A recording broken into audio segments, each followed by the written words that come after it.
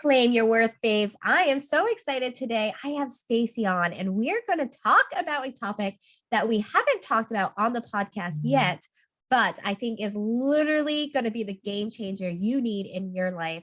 And I have Stacey, and she's going to talk all about orgasmic living today. So, Stacey, tell us a little bit about you and what you do. Oh, thanks, Darcy. I'm so excited to be here with you and your audience. Um, a little bit about me and what I do. Well, honestly, I spent over 22 years in corporate and leadership and people development, change management. And within the last 5 years, I've really dove into mindset, being fortunate enough to work with the likes of Bob Proctor, Dr. Joe Dispenza, just to name a couple of key influencers in my life when it came to mindset and understanding why we do what we do, why we think what we think. And through that, have really found a passion in helping people connect some of the dots as to why we lack confidence and belief in ourselves in certain areas. And so my mission in life is to help people to gain that clarity of what it is that they crave, what it is that they desire, but ultimately then be able to take action into creating that. And really, I look at it as how to experience more pleasure, more inspiration, and more wealth in your life. So, a key phrase I always say is if it doesn't bring you income, inspiration, or orgasm, get it out of your life. So, it really is around, you know, helping and inspiring people to believe more in themselves. And so I think that's why I have such a connection with you, is ultimately helping people to reclaim their worth, their ownership, their power, but recognizing how our experiences from bedroom to boardroom have really impacted that. Gosh, I love all that. Bedroom to boardroom, first up. Let's dive into that a little bit. What does that look like? What do you mean when you say that? Well, I think that a lot of people, we believe that this confidence we were just born with, and I it is something that we need to develop through action. And really, like, I love to reframe a few disempowering words that we use, especially when we become like post 35, around like middle age and things. And if we've been with somebody, or maybe we're not happy in certain areas of our lives, and I'm thinking more of relationship wise, intimate relationship wise, do we have the worth of ourselves and the belief in ourselves to say what we want in the bedroom? I know from dealing with corporate women and men, a lot of times we could own a boardroom. We could, be able to articulate our message, be able to articulate the vision, and, be able to engage and empower people when it came to work. But then when we came home, found ourselves living a life that maybe we weren't as fulfilled in. And a part of that even came down to being able to tell our partner what we did and we didn't want in the bedroom. And so I really love helping people to reclaim that belief and worth so that we can articulate what we want, whether that be in the bedroom or the boardroom, and kind of develop that confidence throughout our lives. Oh, I love that. And like as an independent woman, I think a lot of times we think that we really stand tall, as you said, in the boardroom or in our business. But when it comes to the bedroom, we're almost a little bit more timid. Now, what some tips do you have for women who are feeling a little timid in the bedroom? Well, the love on you, right? I think that, I have such a passion for sharing this because I we live in such a patriotic society that I don't even think that we realize some of the things that we give our power away for. And, I'm going to take us right back to maybe a lot of our first times, even as a woman, and experiencing an intimate relationship. And, if your mom never really told you, maybe you did and maybe you didn't. I did not have a relationship with my mom where we talked about the clitoris or about how to please ourselves. In fact, I almost grew up with shame of thinking that that was wrong, that in order to have an orgasm, in order to please myself, I had to be with a partner. And yet then you get to this experience where you're being with a partner and you don't really know what to do as far as pleasing yourself, nor has that man probably been told what to do for a woman. So right away, our first experience in sex is all about our partner and making sure that they feel comfortable and that they have an orgasm. And right away, as a woman, we say, oh, you know, as long as you did, I'm good. And I don't think we realize that right away we are again training ourselves to take care of somebody else's needs before we take care of our own. And so I talked to many a woman that they said, oh, once I, turned into my 30s, I became comfortable enough with myself to touch myself and to please myself. But why are we waiting that long? And why are we valuing how good of a partner we are on whether or not our partner is pleased and not that kind of unity and finding that goodness for ourselves? I Yeah, don't know. Did I yeah. kind of get there Yeah, for no, you? I love Uh-huh. that. And I think, I've talked to many women from my events to the retreats. And I think you're right that we justify our satisfaction is if our partner got to that point, right? So Yeah. I love how you bring that up. Now, as a mom of two girls, how do you kind of talk to your children about that? This has been a really growing experience because it actually came to me about a year ago. I was reading a book and, I was always cognizant of never telling my girls not to touch themselves, right? And not to explore their bodies and to love all their bodies. We always made sure that they knew how beautiful and smart and pretty they were, but like I said, not just the physical elements, but the our brains and our intelligence and their desires. But it came to me about a year ago that I never told my girls that they should be touching themselves and that they should be exploring parts of their bodies. And so I would say it was at that time, I have a 14 and an 11-year-old. And when she was about 13, we started to talk about the clitoris. And it was extremely uncomfortable for her at first. And just because like, mom, we're not even supposed to be having these conversations, which shows me in society Mm. that we have a long ways to go. And I guess that's really one of my key things is starting to open up these conversations to show that it's not dirty. I'm not promoting that my daughter has sex. I'm not doing anything other than showing her that everything she needs is within herself. And as a woman, we have this organ on ours that is purely dedicated to pleasure. I mean, it goes like 8,000 nerve endings, top left quadrant, get to know it, right? And again, only because I believe that we can't, as a mindset, coach, that we can't separate our minds from our bodies. And if we're not finding that alignment between our mind, body, and soul, then we're truly not finding that congruency in life. And we're missing an element of tapping into our highest potential. And I really feel like when we have that alignment, that's when we get really centered. We gain the clarity of who we are. We can tap in and trust our intuition. And so, to answer your question around, how do I talk to my daughters about it? It's just really starting to have a conversation and every day just bringing it up as normal. Like as a mother, if you're listening and you have sons, I'm sure you don't think anything of, or you've talked with your girlfriends of when my son hits puberty, that they have Kleenex by their bedroom or their bed, or that I remember people always talking about the socks, right? Or whatever, right?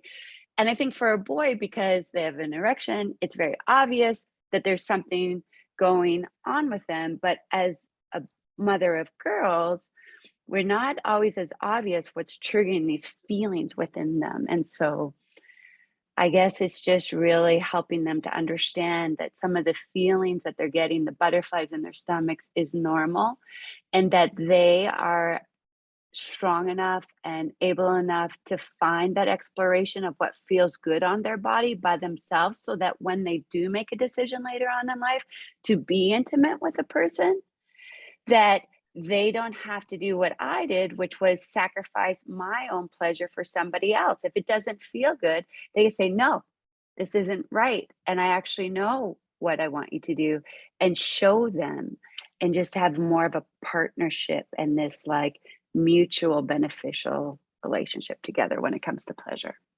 Yeah, definitely. And I love how So you bring up the point of mind, body, and soul, right? We hear that all the time, everywhere, mind, body, and soul. But sometimes I don't think we focus in enough on the body and the connection that it can bring to our life and our desires. So let's talk a little bit about what is orgasmic living. sure. Well, I believe orgasmic living is at that congruency and finding that alignment between your mind, body, and soul. And I think a lot of times we spend working out on our body, but not doing the mind work, or some people just go completely into the mind and not to the body. And as somebody that with my mindset with women and men, truthfully, I really hone in on self-image. And so I believe that, Maxwell Maltz said this in his book, Psycho-Cybernetics. If anyone's ever wanting to read a really great book on the, the value of self-image, is that we will never outperform our self-image. Our self-image sets the boundaries for what we'll achieve in life.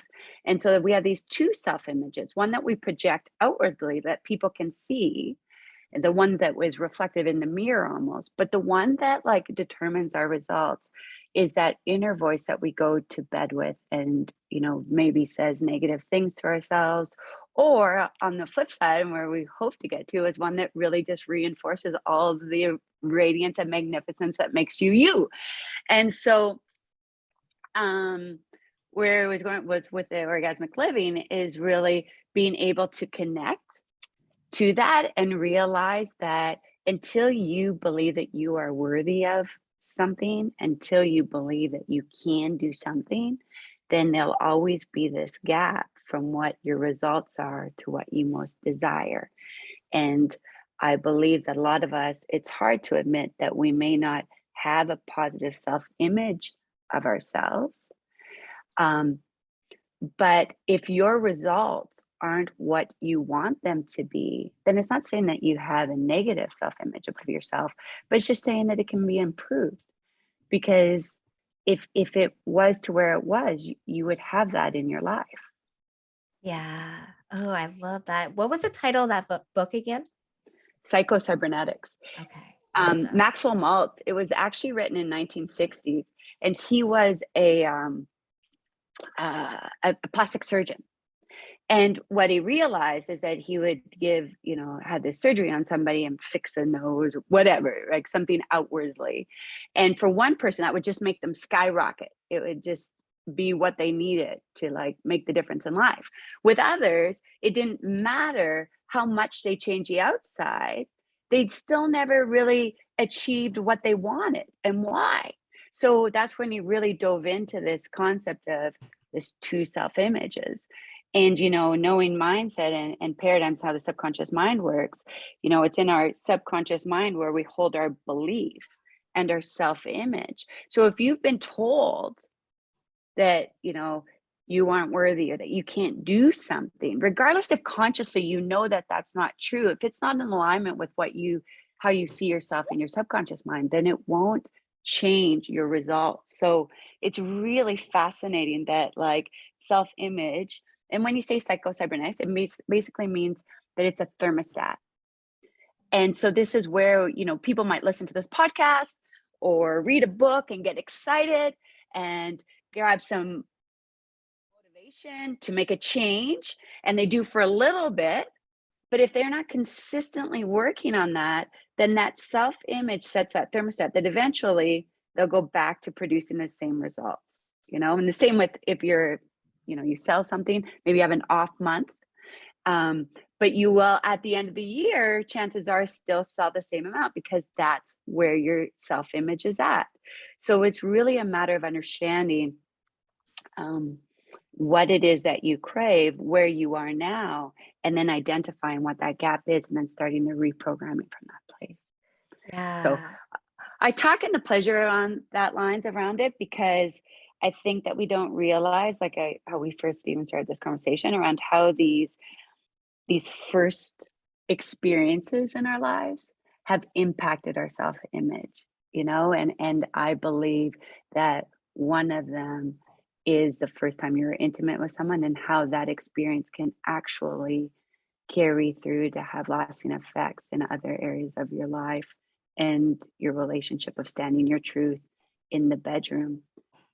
You know, I maybe I didn't even answer that question properly the first time because you asked me what are some tips. And the tips is getting clear with what it is that you want. How do you want those relationships to go? You know, do you want your pleasure to be at the forefront? Do you want to be seen as equal partner in the bedroom, just as you did when you go into your workplace? Like, what is it that you want? And then getting really clear in that, and then understanding that you're worthy of all you want. You're worthy because you are, just as simple as that. And so it's only for us to find our voice to articulate, what it is. So that's the main tip is, get clear with what it is, know that you're worthy of it, and then start using your voice. Yeah, right. And that's what the Claim Your Worth brand is all about. It's about like getting yourself in the room, having that confidence. And a huge part of that is the self-image. So for anyone listening right now, what would you tell them to start if they're struggling with their self-image or even not sure if they are? Because I love how you brought up that point where sometimes we don't even realize that we have a self-image that needs work, right? Even for us, entrepreneurs who's been doing this for a while, I think sometimes we think we have all that healing when it comes to self-image, but really I think it's an ongoing journey. So where would someone start if they want to really get clear on their self-image and where they're going? 100% agree with you that it's a constant evolution, right? Because again, if you really buy into what I'm saying around that self-image sets of boundaries, then it is something just like your beliefs and your values that you're consistently challenging and looking into is, does that still serve you? And does that persona that you are today achieve the results that you want? So for anyone, I just want everyone to realize that when we talk about mindset and development, it's not saying anything is wrong with you. Like, I think that that's a lot of misbelief that a lot of women we have because we've always been told it's right or wrong, it's black or white, and there's just so much gray. So it's really about getting uncomfortable. So I would say that if you feel super comfortable in, your results and what you're getting, is to question then, do you want more? Like let the word better become your best friend as far as a word. Because regardless of where we're at, regardless of the success you've had today, regardless of where your self image is today, things can always get better. We live on these three planes of existence. I love to share that, we're spiritual beings, we have an intellect, and we're in this physical body. And so the soul of us, this is where it goes back to that mind, body, and soul. Our souls are for further expansion and growth. That's why a lot of us may start to feel stuck at times or frustrated or get resentful at something. And I would ask you then, do you have a goal that you're aiming for? And not a goal that you know how to achieve. Because if you're setting goals that you know how to achieve, there's no growth in that. So it's about like really tapping into like, I like to say even like what you crave, what you desire. And oh, sorry, my thing went off. So that you're finding that place to stretch. So those goals that excite and scare you all at the same time. So once you get and understand that, then you ask yourself, well, how would that person act? How would she show up? Who would she be hanging out with? And when you're living from the end with yourself, with that goal achieved, and you're really visualizing that in your mind, then you take that snapshot of who she is and compare it to who you are. And it's in there where you just look for the gaps.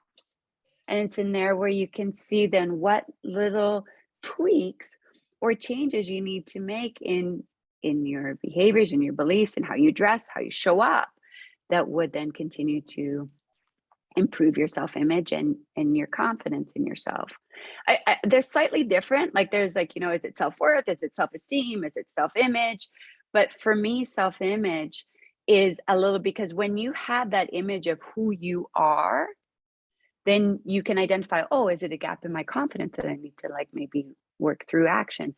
Is it that maybe I'm actually believe in myself to a certain point, but not to this point? So maybe it's around, well, why do I not feel worthy that I deserve this, that I'm not enough, And it's, as you know, Darcy, it's not for the sleight of heart, right? Like it takes a lot of vulnerability to get open and honest with yourself, to say where you're at. I think that's the most challenging thing when people make change, is that, yeah, okay, I know where I'm going, but if you're not vulnerable and open and brave with yourself to say where you are today, then are you really being truthful with where you need to start to get to where you want to go? Yes, yeah. And the two words that I love that you use is crave and desire. Instead of saying like, what do you want? Right? Like that's a lot of times I'll go to my clients, be like, hey, what do you want? Like, what do you want in this life? Changing that mindset to what do you crave? What do you desire? Like what's really calling you, I think is really powerful to kind of see like, where do you need to work on? Right? What do you need to claim your worth? One thing that you talk about too is higher self. Now, what is your definition of higher self? Oh, that's a good question. Right? Um, yeah, a higher self, I believe, is when you can tap in and tune in to your intuition, into that inner voice. And, I think this is where you even talk about like, what do you want? What do you crave? Where a lot of women, we struggle, at least I did, in answering that question, because we've been so conditioned to take care of everybody else before ourselves, and that we've valued our worth on how well we serve others. And yet I think many of us are waking up to see that I can't serve others as my highest self until I've served myself, until I've filled my cup. But for myself, I always thought that that was selfish. That, taking time out for myself would be selfish. Who am I to make sure my needs are taken care of before I take care of another's? Well, who am I not? Like, I'm not doing justice to this world if I'm showing up frustrated and resentful and denying myself of my gifts because I'm so concerned about what others would think before myself. And, when somebody asked me the first time, like, what is that I want? I couldn't really articulate that. And then, oh, just show up as your authentic self. I'm like, who the hell is she? She's been so many different versions depending on, am I at work? Am I for my family? Am I for my parents? Am I for my friends? But tapping into your highest self is gaining that clarity for yourself. Once you've gained that clarity for yourself, taking action to create that and doing it without shame or guilt, like unapologetically be you. And if that frustrates others around you, move away from them. They like, it's not their vision. That's why they don't see it. And I think as a lot of us as women too, because we've lost touch with trusting ourselves, that we feel that we need others' approval for us to take action on something. The only approval you need is your own. And if we can't grasp that together, then that's where I think then we just need to search and understand why. And that's where they reach out to people like yourselves and myself to help gain that clarity, to realize that you know to live a full, healthy, happy, whole, pleasurable, inspired life, you have to find out what is truly important to you and what is that alignment with your mind, body, and soul, so you can show up as your highest self, but the person that you were always meant to be. And I think it's an uncovering. Like, I really do. I think it's you grow. We only know what we know. So we uncover, we grow to a certain place, and then we see a little bit more of that mountaintop. And then we continue to grow. It's this morning I wrote a post around, 3 things to improve your self-confidence is start now, right? Don't settle, never stop. Because once you know, and you're aware, and it's just like, Oh my gosh, this is really where you come to trust and believe in the universe that like we're filled with infinite potential. The only limits are the limits that we're willing to accept for ourselves. Yes. Yeah. Start now, don't settle, and take action. I love all that. And Stacey, I love you and your mission. Now, how can people get into your world? Where can we find you? And what is some things you're working on right now? You're so kind. You can find me on Instagram at Stacey Vanthuyne. My website is raiseyourresults.ca. Canadian, so it was. I really wish I would have put that on .com. Even I messed that up. Facebook, Stacey Vanthuyne too.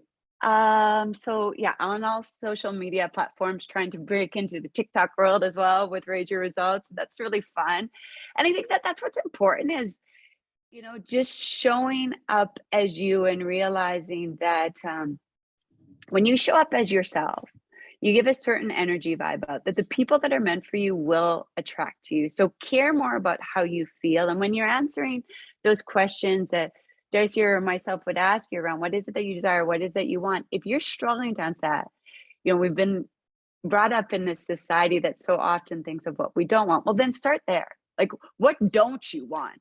And like, reverse engineer it until you start to get used to deciding what it is that you want and being able to articulate it. I think it's just fear sometimes that's holding us back from sharing what we truly crave, because once we put it out there, it's out there. And a lot of times, I think this is where as we as women, we realize that maybe it is that I didn't feel worthy of it. Or, I love that when women say, well, I'm just being realistic. Like, fuck being realistic. Realistic is what's gotten you to this point. If you want to continue with just the same, then be realistic. But it's like adopting the mantra of do the illogical, because when we do something that's illogical, that means that we're challenging our current sets of beliefs and our self-image, which allows us to grow. And so yeah, that was a little rant on that. But as Yeah. far as what's coming up on things, I have like group programs on all the time. Actually, I have one launching in January that is called Crave. And it's really around, getting that confidence, the responsibility, taking action, having a vision, and realizing its evolution. I also do one-on-one coaching. And on January the 11th, potentially before or after this, depends on when it is, I'm launching my podcast on relationships, which you Woot too are woot. an incredible contributor to. So you'll have to tune in, all you audience listeners, to Darcy's episode on relationships. But yeah, that's a little bit of what's just kind of shaking and moving with me. Yeah, awesome. So all your links are down the show notes. Go follow Stacey. She is literally amazing to not only follow, but to be in her world and really for that growth you're looking for. One thing I want to talk about before we go, because I love how you brought this up, is about being realistic. Growing up, my mom used to always say to me, she's like, I'm a realist, right? I'm a Yeah. realist. And now I almost get irritated when I hear that because it does keep you stuck, right? So, how do you go from having that mindset of being a realist or almost following what your parents have told you to really stepping into your desires? Yeah, I would ask a person, how's that working for you? Yeah. Because there's something that brought you to listen to this podcast. There's something that brought you to picking up that book, to searching, on other things, whether that's looking at people that you think have this amazing life that you want, but think potentially that you can never have. Like, realize that you won't ever desire something like that true burning sense unless it was made for you. And that God doesn't put those things on our hearts unless it's for us. And whether you believe in God or not, I mean, whatever you call that higher power, it acts the same, it's just a different name.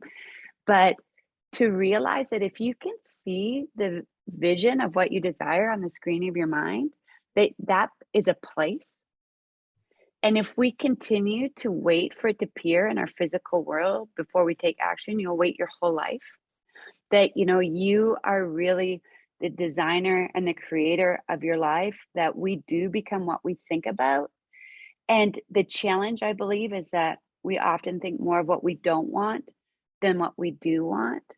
So when it comes to being a realist, a lot of the times you feel secure in that because you're thinking of the things that limit you. And so that's going to show up in your life. And so it really is trying to break this mold. And I would ask you to say sometimes, if you're struggling even with that question that Darcy asked around, what is it that you want? Add a piece to it that says, if you could say what you want without risk of hurting anyone, without risk of, losing something that you already have, what is it? Because what we can then start to see is that it's not that you don't know what you want, it's that you're afraid that it might hurt somebody that you care about. And so then really start to dig into there, right? Like we kind of mentioned, this is not for the faint of heart. It is someone that needs to be continually, you're aware. And the more you increase your awareness of you and what you desire and what you can do and how your thoughts have potentially limited you in the past, the more you'll realize that you are filled with infinite potential again, and that you can have that when you believe in it. Not just believe, but believe that it's such a part that it moves so our thoughts, we fall in love with them, they create a feeling in our body that sends out an energy, and it's in that energy that moves us into an action. But it's the action reaction from the world and the universe that gets our results. So when I said before, create this goal, this craving that is more than the how to. Like, someone that's a realist is going to say, well, I need to know the how. And the answer is that no, you don't. No, you don't, if you want to grow further. But the how is the journey and the fun, because we start to realize it's not so much about us attaining that goal, it's who we become in the process. And as you live from that end, as you believe that, as you step into that woman, that becoming of that woman that's claimed their worth, that knows who they are and knows what they want to go to, the how will unfold for itself. You will energetically attract the people, the knowledge, the awareness to make that vision your reality. But it really starts with living from the end and then believing in it to take that intentional action. Yes, I love that. And I love how you talk about the how is the journey and the fun, right? Yeah, Letting yourself figure out how to do it along the way and also have fun with it. That's something that I feel like is missing a little bit in life. It's like, guys, yeah, we had these huge goals and there's going to be ebbs and flows. But what about if we go with it and have fun, right? And really step into that craving and not be in our own way. So many times we get to be in the own roadblock in our life. And that is always such a hardship. But knowing that if you keep going, keep craving, keep working in that clarity, you're gonna be able to claim your worth, whatever that may look like for you. Yeah. 100%. It is. It really is. And I guess that's where we need to reframe some of these words, right? Reframing failure. Failure, you only fail when you stop. Right. You know, up until that time, it's just these lessons. And I think we're starting to hear that more and more, but really embrace what that means. I mean, it doesn't mean that you aren't meant to have what it is that you desire. It means that there's kind of three parts of manifesting, right? Like, we have to ask, we have to believe it, but then we have to be really ready to receive it. And a lot of times we're just not ready yet. There's more that we need to learn from it. So, I think though, when you say about having fun, yeah, fun is it. Because if you're oh, struggling to get this and I have to do this, I've even found this with myself with I like to wake up early in the morning. I always said, we need to get up at 5. And then there's a day where I don't feel like waking up at 5 and I'm making myself get up. Well, I'm not in the right energetic alignment then. Yeah. If I all of a sudden, am I doing something then again because I was told that that's what I need to do? And so now again, am I not trusting myself? So, really tune into that intuition and trust and realize, like you said, that there's these ebbs and flows, there's a cycle. I mean, that's the law of gestation too, right? When you look at universal laws, that there's a time for sowing and a time for reaping, and you can't do both in the same season. And so sometimes just realize that it's about planting those seeds, it's about learning these different things and moving it before you really see sometimes of the fruits of your labor. But just because you don't see it yet doesn't mean that it's not here. So, I mean, maybe we can do another show one time, but it's really around like that's that living from the inside out that we've been conditioned so often to go from what we hear, taste, touch, smell, and feel. But we forget that we have this, or maybe we don't even forget, because a lot of us haven't even been taught that we have this magic in our mind, our intuition, our perception, our will, our reason, our memory, and our imagination that really truly are our gifts for us to create. There's one of my favorite quotes was by Van Gogh, and somebody asked him, how do you paint such brilliant paintings? And he says, I dream my paintings and then I paint my dream. And I love that for our lives, right? Like, what is the life that you're painting for yourself? And is it the dream that you want? And if not, why not? Like, you Yeah. wouldn't have that dream if it wasn't for you. So claim your worth, understand that, it's not a journey you need to do on your own, and that there's people like yourself and myself here to help us expand our awareness and understanding. We don't tell you how, but we can help bring light to maybe some shadows or some, just that guiding and accountability. Because if you knew how to do it, you'd be doing it. So, where is that block? And really working with coaches, for me, anyways, in my journey, has made all the difference. Yes, for sure. Stacey, this has been absolutely amazing. I'm so glad to have you on the podcast. And yes, we definitely will have to do a part 2 at some point. And thank you for coming on the show. Oh, Darcy, I really appreciate you providing this space, everything that you stand for.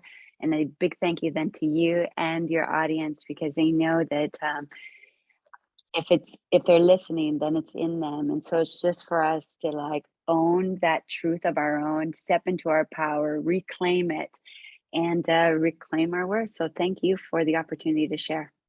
Thank you, Stacey. And I receive all of that. Thank you.